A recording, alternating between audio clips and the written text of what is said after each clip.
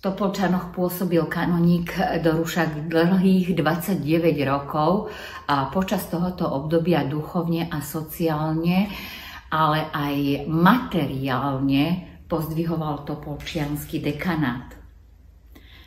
Stačí uviesť len, že sa pravidelne zúčastňoval na stretnutiach duchovných s predstaviteľmi mesta a celého okresu, dokonca i v období komunistickej totality. Ako okresný dekan zastupoval kňazov pri rôznych rokovaniach s úradmi a komunistickou stranou. Vďaka nemu sa v regióne podarilo zrekonštruovať farský kostol. Začalo sa s výstavbou kostola svätého Ladislava Gorazda na sídlisku Mravenisko a uskutočnila sa výstavba kláštora svätej Alžbety, milosrdných sestier Panny Márie Jeruzalemskej.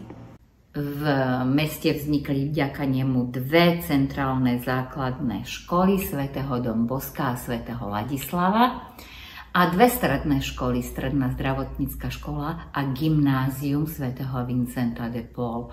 V 70. rokoch sa uskutočnila prestavba topolčianskej fary a jej prístavba, pričom vznikli 4 kaplánske byty.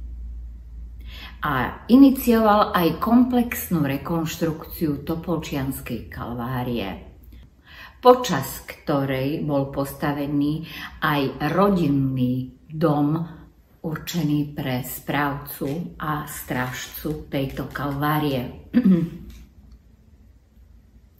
Uskutočnila sa aj výstavba farských budov a kostolov v Jacovciach, Krušovciach, Ludaniciach, Prašiciach, Veľkých Rypňanoch a v Závade.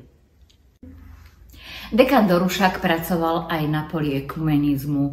Do dokončenia výstavby evanielického chrámu v Topolčanoch zapožičal evanielickej cirkvi na Slovensku bývalú cintorínsku kaplnku Panny Márie na Krušovskej ulici. Posledné roky života sa zdravotný stav dekana Dorušáka veľmi zhoršoval. V marci 1997 mu primátor Pavol Segeš udelil čestné občianstvo mesta Topolčany. K 30. júnu 1997 Ladislav Dorušák sa rozhodol ukončiť aktívnu kňažskú službu a odísť na zaslúžený dôchodok. Po 3 mesiacoch 30. augusta 1997 sa skončila jeho životná púť. Zomrel v Topolčianskej nemocnici. Pohreb sa konal 5. septembra 1997 a posledná rozlúčka dokázala, až aké veľké celoživotné dielo po sebe zanechal.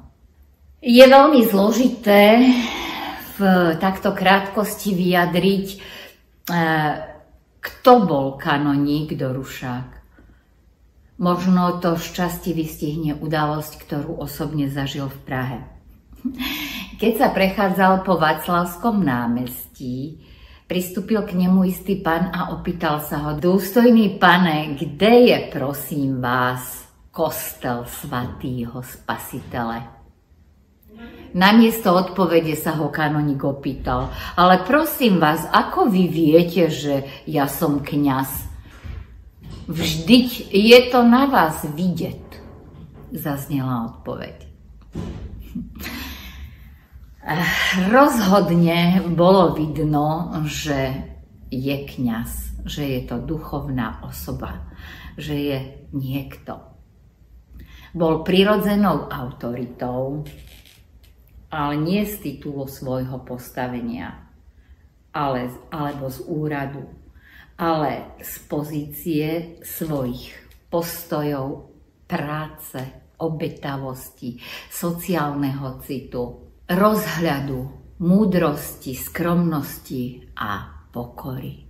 Kanoník Dorušák zanechal po sebe nádherné životné dielo, ktoré žije v srdciach ľudí, ktorí ho majú stále radi.